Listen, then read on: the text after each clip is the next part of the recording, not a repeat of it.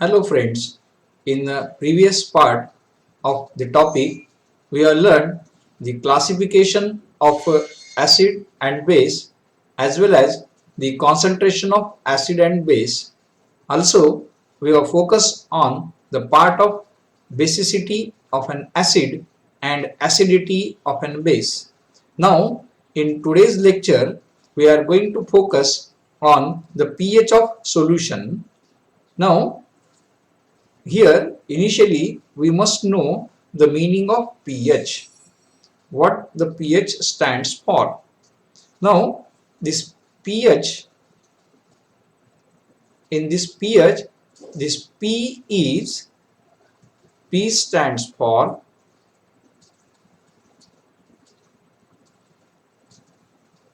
potency. It is also as power.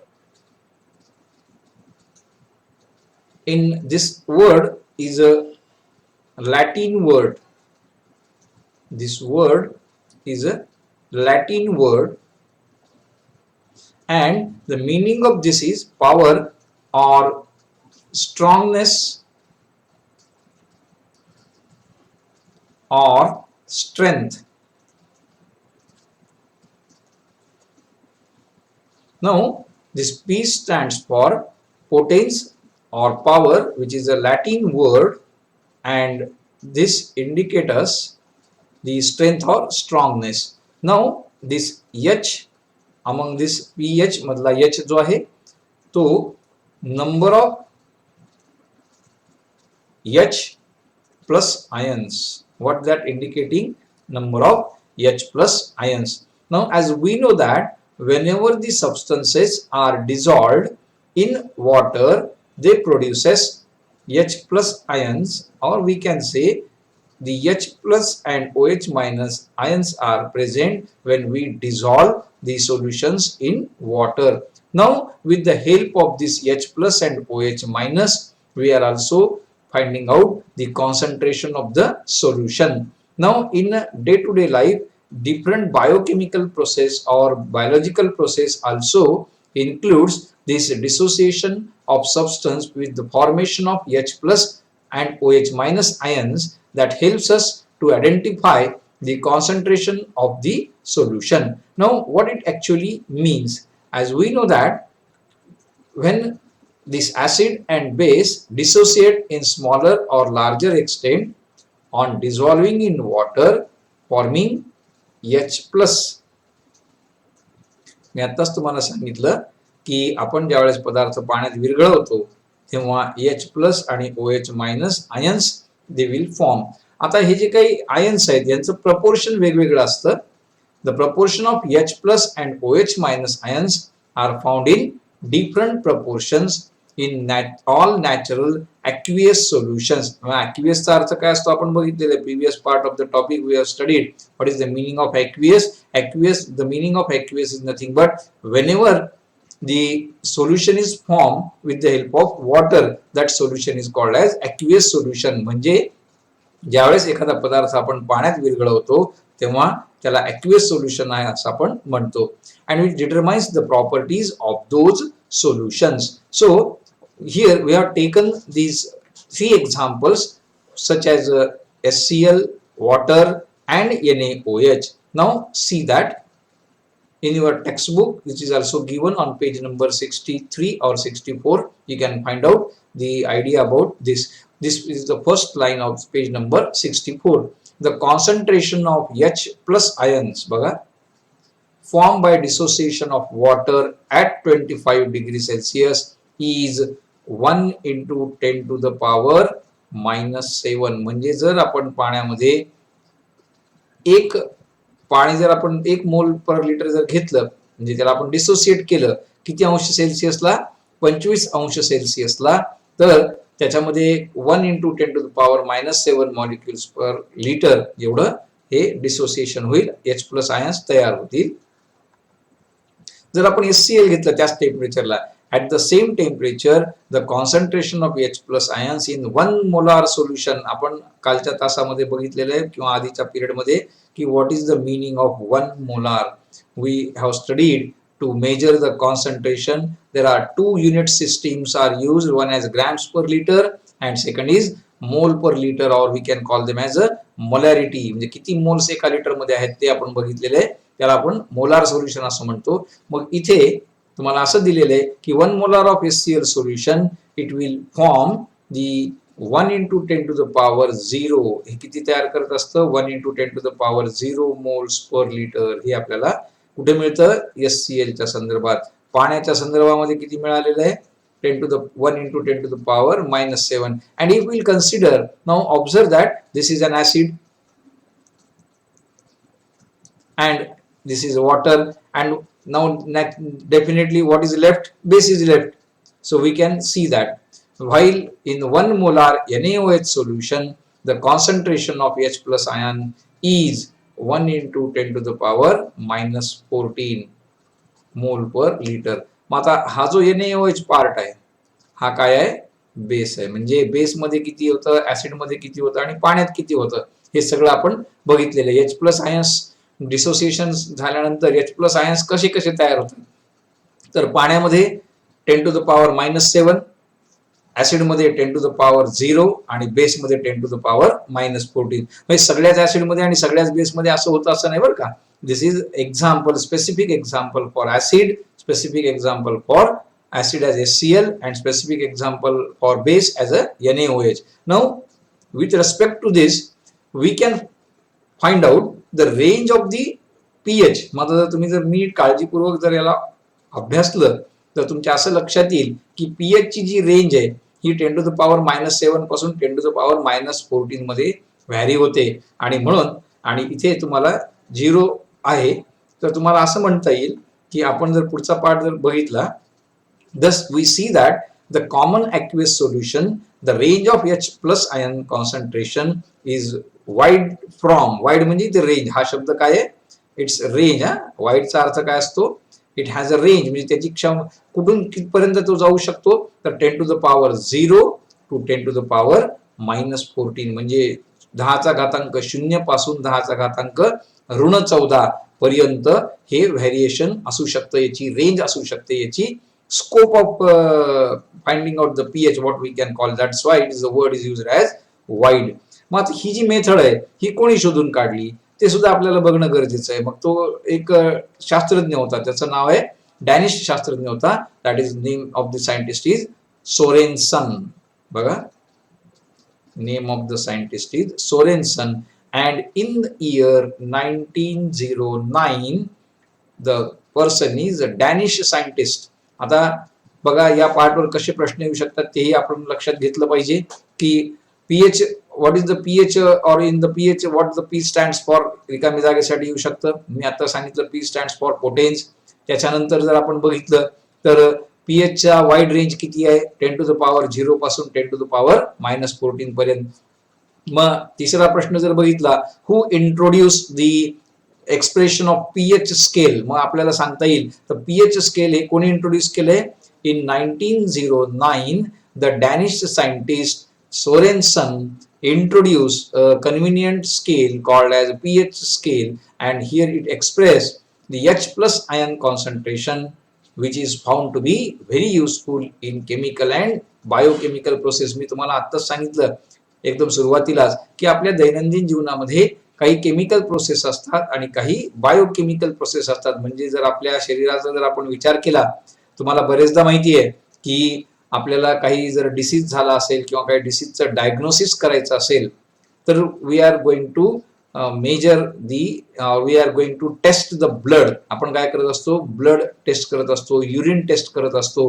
मग हे blood, urine आणि वेगवेगळे जे आपल्या बॉडीमध्ये ज्यूस असतात, म्हणजे ज्यांच्यावरून आपल्याला त्याचं पीएच हे फिक्स असतं, आणि त्याच्यामध्ये जर व्हेरिएशन आलं तर जे डॉक्टर लोक असतात, जे एक्सपर्ट्स असतात, ते आपल्या शरीरामध्ये काय प्रॉब्लेम निर्माण झालेला आहे, आपल्याला कुठला डिसीज झालेला आहे त्याचं डायग्नोसिस करतात आणि त्याला अनुसरून आपल्याला ते ट्रीटमेंट देतात. मग याचाच उपयोग आपल्याला कशासाठी होतो? बायोकेमिकल, म्हणजे आपल्याला बायोलॉजी म्हणजे आपलं जे जीवशास्त्र असतं ते, आणि आपल्या शरीरशास्त्रातील विविध घटक आपल्या शोधून काढण्यासाठी या पीएच स्केलचा वापर करता येतो. आपण नंतर बघणार पण आहोत, आपल्या पुस्तकात चार्ट पण दिलेला आहे की कशा कशाचं पीएच किती किती आहे ते आपण नंतर बघणारच आहोत.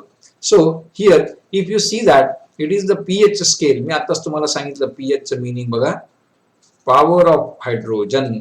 आपण याला शब्द सांगितला होता, it is also called as potence. याला दुसरा शब्द मी काय सांगितला होता, पोटेन्स, क्षमता, त्याची ताकद. म्हणजे the pH scale extends from 0 to 14. This line is very important. You can see on page number 64. This paragraph is very important as far as the examination point of view is concerned. Objective type of question definitely will be asked on this part. या भागावर तुम्हाला निश्चितपणे objective टाइपचा प्रश्न विचारलाच जातो. बघा पुढे तुम्हाला अजून दिलेलं आहे, according to the scale the pure water has a pH of 7. म्हणजे जर तुम्ही शुद्ध पाणी जर घेतलं तर त्याचा जो पीएच आहे हा आहे 7, 10 to the power -7. म्हणजेच काय, the pH 7 indicates a neutral solution. आणि जर आपण ऍसिड बघितलं तर 0 ते 7 मध्ये ऍसिड असतं आणि 7 ते 14 मध्ये बेस असतो. बघा the pH, this pH means कोण, pH 7 is the mid point of the scale. हे कशामुळे म्हटलेलं आहे बघा, आपल्या लक्षात येईल, 0 ते 7 आणि 7 ते 14 याचा मधला भाग कोण आहे, 7. म्हणून काय म्हटलेलं आहे, दिस pH is the mid point of the pH scale. म्हणजे या pH स्केलला आपण मध्य भाग आहे असं म्हणू शकतो. कोणाला, pH 7 ला. आता हे कोणाचा सोल्युशनचं pH असतं, तर ते असतं न्यूट्रल सोल्युशनचं. आणि ऍसिडचं काय असतं बघा, the pH of an acidic solution is less than 7. Very important line for true or false. जर तुम्हाला स्टेटमेंट ट्रू ऑर फॉल्स मध्ये विचारलं, the pH of acidic solution is greater than 7, at that time your answer must be a false. त्यावेळेस तुम्हाला काय उत्तर लिहावं लागेल, चूक आहे. कारण आपण आता बघितलं की ऍसिडचं जे काही pH असतं हे लेस दॅन 7 पाहिजे कंपल्सरी. त्याचबरोबर मग आता हे ऍसिडचं लेस दॅन 7 आहे, तर बेसचं काय असलं पाहिजे, greater than 7. Very simple. The pH of basic solution is greater than 7. बघा हे कसलं असलं पाहिजे, ग्रेटर दॅन 7. आणि ऍसिड कसं असलं पाहिजे, लेस than 7. If you want, you can make it underline in your textbook on page number 64. तुमच्या पुस्तकामध्ये हे अंडरलाईन करू शकता तुम्ही. पुढे बघा, here chart is provided to you. This chart is given on page number 63. हा तुमच्या 63 वर दिलेला आहे. त्याच्यामध्ये तुम्हाला pH कसं कसं दिलेलं आहे ते बघा. आता स्ट्रॉंग ऍसिड म्हणजे ज्याचा pH 0 आहे किंवा 1 आहे, तर इथे pH of 1 molar HCl is 0. आपण आत्ताच बघितलं होतं की 1 × 10 to the power 0 will be the pH of 1 molar at 25. आधीच्याच पार्ट मध्ये आपण बघितलं की 1 मोलार HCl जर असेल तर त्या 1 मोलारचं pH किती असतं, 0. म्हणजे ते स्ट्रॉंग ऍसिड आहे.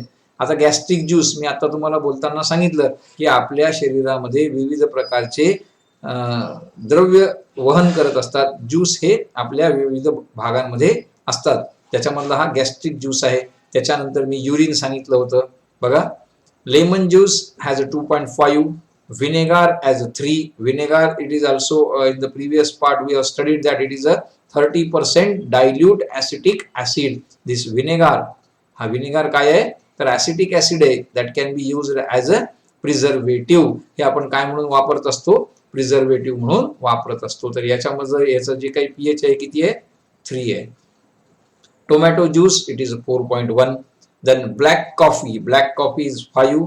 ऍसिड रेन, ज्याला आपण जे काही ऍसिड रेन असतं, आम्ल वर्षा असं म्हणतो, तर ती जे त्याच्यामध्ये त्याची ऍसिडिक असतं म्हणून त्याला ऍसिड म्हणायचं. आपण आत्ताच बघितले की लेस दॅन 7 असेल तर डेफिनेटली इट इज ऍसिडिक, म्हणून याचं नाव काय आहे, acid rain.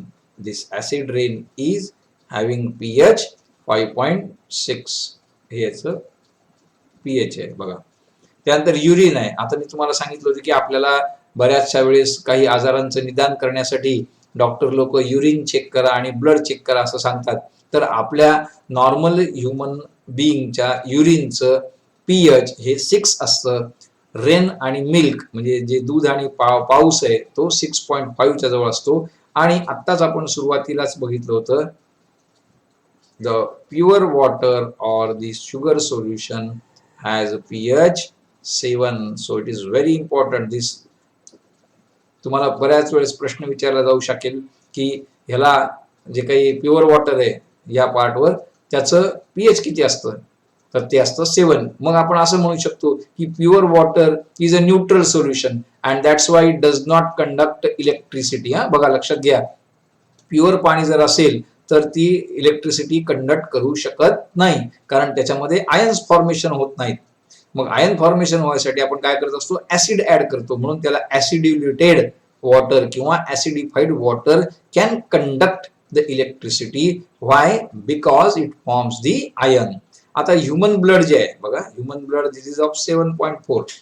This blood is having 7.4 as its pH. म्हणजे आता हे थोडंसं 7 पेक्षा जास्त आहे. मग निश्चितपणे याला आपण काय म्हणूयात, it is turning towards base because it is greater than 7. मग थोडंसं हे काय झालेलं आहे, बेसकडे झुकलेलं आहे.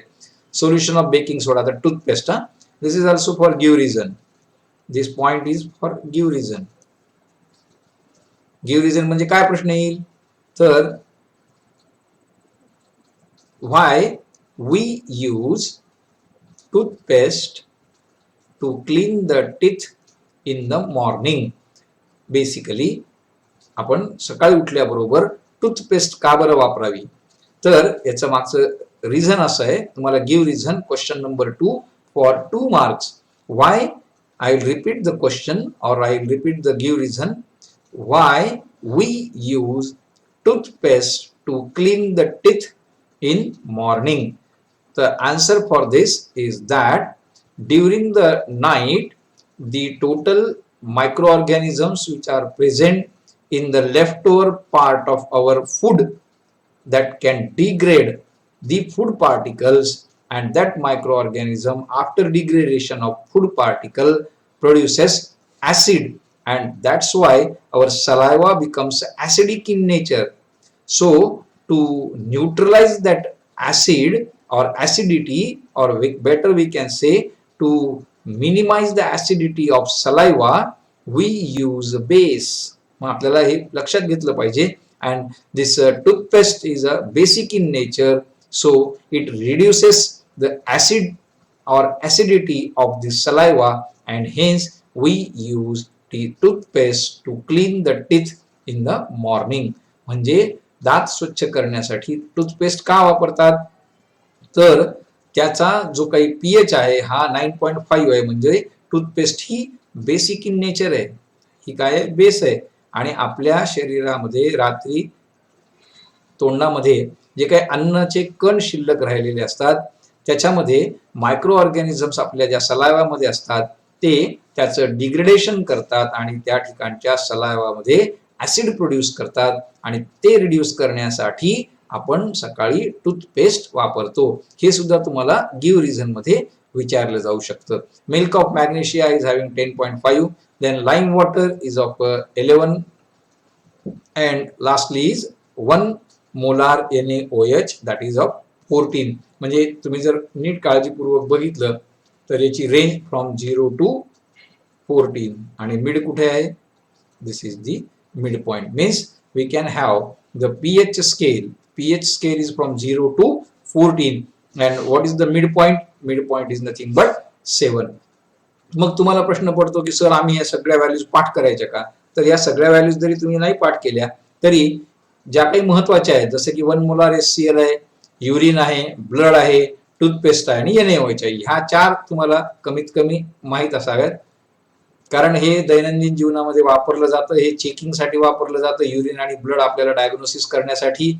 आणि हे हायेस्ट आणि हे लोएस्ट असतं. म्हणजे ज्याचा पीएच 0 आहे ते ऍसिड आहे आणि ज्याचा पीएच 14 आहे तो बेस आहे. आणि टूथपेस्ट हे कशासाठी वापरलं जाऊ शकतं, आपण आत्ताच बघितले की गिव्ह रिझन साठी. म्हणून मिनिमम 1 2 3 4 5 व्हॅल्यूज तरी तुम्हाला या टेबल मधल्या माहित असल्या पाहिजे. So this is about the pH of the solution and the use of pH of the solution to identify the acidity and basicity of the solution. Now then after, it is somehow not possible all the time we can measure the pH, or in advanced technology we can find out the nature of the solution or nature of acid and base by taking the universal indicator.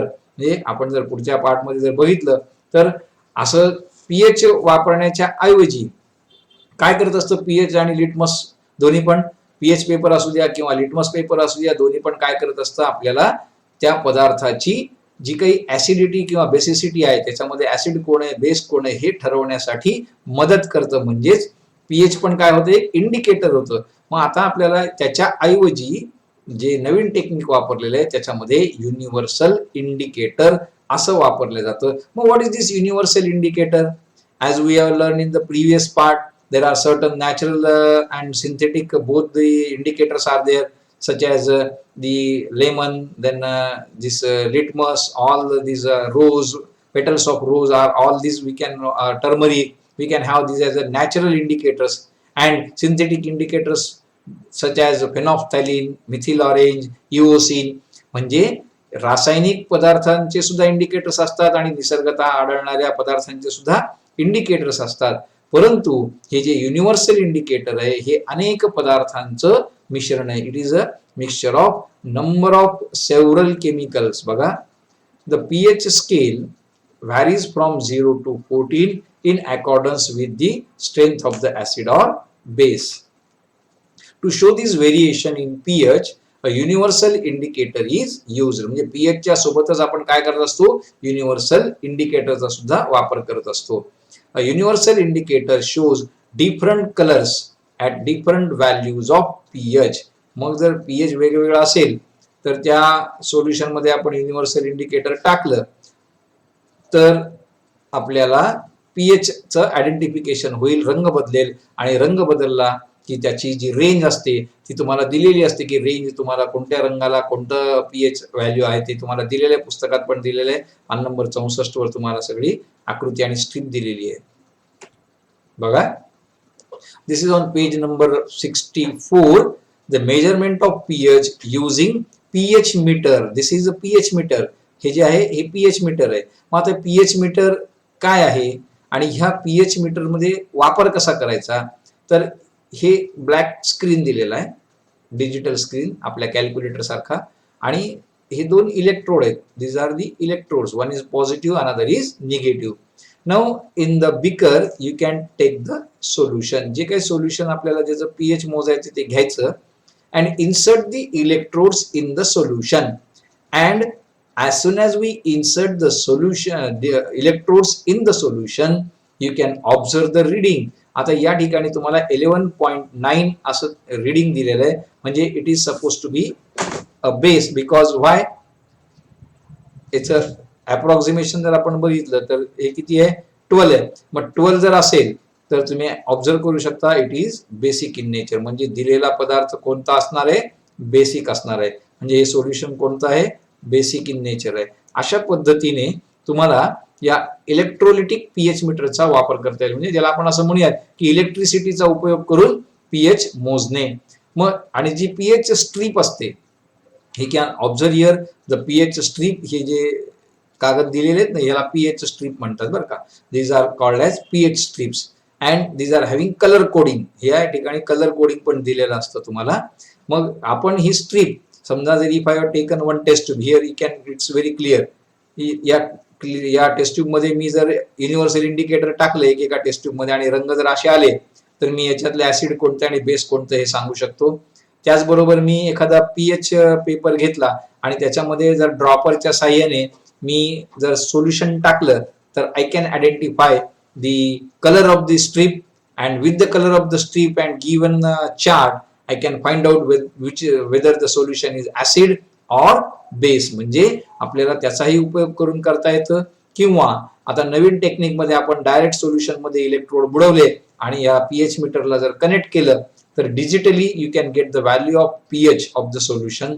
Nowadays we can have a modern pH meter also, which is a very simple technique. It has one box, and with this box here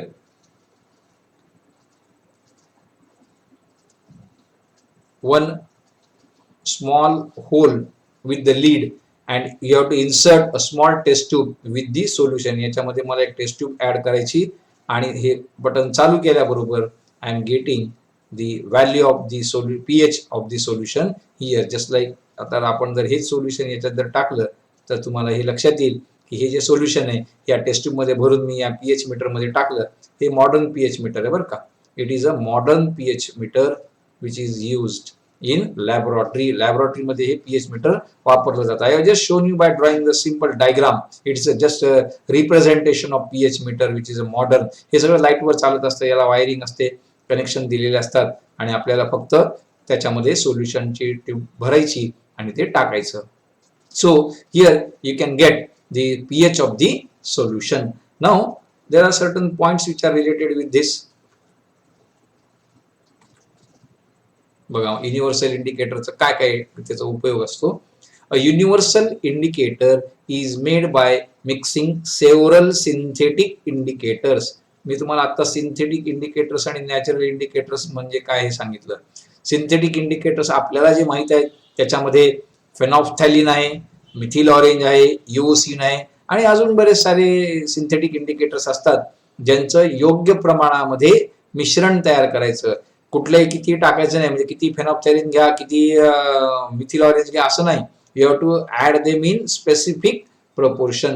Now what type of proportion it is, that is not our part of syllabus. You are able to study in a higher standard. Now you have to add this specific synthetic indicators in specific proportion so that it forms the universal indicator. त्याचबरोबर पुढे बघा, the pH of a solution can be determined by means of universal indicator, solution or the pH paper. मी तुम्हाला आता आकृतीमध्ये तुम्ही बघितलं की pH paper कसा असतो. तो इनिशियली थोडासा पिवळसर ऑरेंज रंगामध्ये दिसतो, परंतु त्याच्यामध्ये जर आपण सोल्युशनचा एक एक ड्रॉप टाकला किंवा टेस्ट ट्यूब मध्ये जर तो पेपर टाकला तर त्याचा रंग बदलतो, जसं की लिटमस पेपर असतो. However, the most accurate method of measuring the pH solution is to use an electrical instrument. मी आता तुम्हाला आपल्या पुस्तकातलं इलेक्ट्रिकल इन्स्ट्रुमेंट पण सांगितलं आणि नवीन पद्धतीतलं जस्ट डायग्रामॅटिक शो केलं तुम्हाला की कशा पद्धतीचं ते दिसतं. त्याला आपण काय म्हणतो, pH meter. So we can have the pH solution, pH of a solution कशा कशा पद्धतीने काढू शकतो आपण. The pH of solution can be use by universal, can be find out by universal indicator, by using pH paper और by using pH meter. म्हणजे एखाद्या पदार्थाचा पीएच मोजायचा असेल तर मला 3 पद्धतीने काम करता येईल. एक म्हणजे युनिव्हर्सल इंडिकेटर, बघा I can use universal indicator, ही पहिली मेथड झाली. I can use pH paper, जसा लिटमस पेपर असतो ना ब्ल्यू आणि रेड, परंतु याच्यामध्ये एकच पीएच असतो बरं का. असा ब्ल्यू रेड ऑरेंज असे पीएच पेपर वगैरे काही नसतात, एकच पीएच पेपर असतो आणि त्याचा उपयोग करून मी ते मोजू शकतो. आणि तिसरं जे आहे ते आहे पीएच मीटर. म्हणजे या 3 पद्धतीचा वापर करून मी पीएच मोजू शकतो आणि once I will get the value of pH I can identify the acid, whether the given solution is acid, whether the given solution is base or whether the given solution is neutral. आत्ताच आपण काय काय बघितलं, ऍसिडची range आहे 0 ते 7, neutral आहे. बघा आपल्याला समजण्यासाठी जर आपण बघितलं, acid from 0 to 7, neutral this is 7 and base it is from 7 to 14. हे सुद्धा तुम्हाला माहित असलं पाहिजे की आपल्याला कोणत्या कोणत्या रेंज मध्ये काय काय मिळतं. ऍसिड आहे 0 ते 7, न्यूट्रल आहे 7 आणि बेस आहे 7 ते 14. आणि जर टोटल पीएच स्केल जर बघितला आपण, total pH scale it is from 0 to 14. जर टोटल पीएच स्केल जर आपण पाहिला तर तो 0 ते 14 असा व्हॅरी होत असतो. आपण आता चार्ट मध्ये सुद्धा हे बघितलं. Now lastly, in this method pH is measured by dipping electrodes into the solution. कुठल्या मेथड मध्ये, इलेक्ट्रिकल इन्स्ट्रुमेंट मध्ये. मी तुम्हाला सांगितलं आता की इलेक्ट्रोड म्हणजे काय असतं. these are two carbon rods. there are two carbon rods which are present. Electrode म्हणजे काय, दोन कार्बन रॉड असतात. One is positive, another is negative. हे दोन रॉड काय करायचे, आपण त्या बीकर मध्ये सोल्युशन घ्यायचं आणि we have to dip these electrodes in the solution, pour it, deep it. आणि त्याचबरोबर मग आपल्याला काय होईल, as soon as we deep the electrode in the solution, you can get the value of pH of the solution on the screen. त्या बाजूला जे काही स्क्रीन ठेवलेला असतो त्या स्क्रीनवर आपल्याला त्या पदार्थाचं, त्या सोल्युशनचं पीएच मिळतं आणि त्याच्यावरून आपण डिसाइड करू शकतो की whether the solution is acid, base or salt. Sorry, acid, base or neutral solution. Now here we have finish this identification or indicators. म्हणजे आपण एक पहिला टप्पा पूर्ण केलेला आहे या ठिकाणी की ऍसिड बेसचं वर्गीकरण काय आहे, त्याच्यानंतर त्याचं टाइप्स कोणत्या कोणत्या आहेत आणि त्याचं कॉन्सन्ट्रेशन कसं कसं आहे आणि ते कॉन्सन्ट्रेशन काढण्यासाठी किंवा ते पदार्थ ओळखण्यासाठी कोणकोणत्या निरनिराळ्या मेथड्स आहेत. म्हणजे आतापर्यंत आपण जर आपण दोन विभागात जर चॅप्टर बघितला तर आपल्या असं लक्षात येईल की we have finish one part, that is the introduction to the acid and base with the help of Arrhenius theory, then classification of acid and base such as a strong acid, strong base, weak acid, weak base, like this. Then concentration of acid such as concentrated acid and dilute acid, and lastly the pH of the solution or pH of the acid and base, and that to be used with the help of three methods such as universal indicator, secondly with the help of pH paper, and lastly with the help of pH meter. म्हणजे अशा पद्धतीने आपण आपल्या चॅप्टरचा पहिला टप्पा पूर्ण केलाय. त्याला आपण असं म्हणूयात की इथे आपला अर्धा चॅप्टर आपण कव्हर केलेला आहे.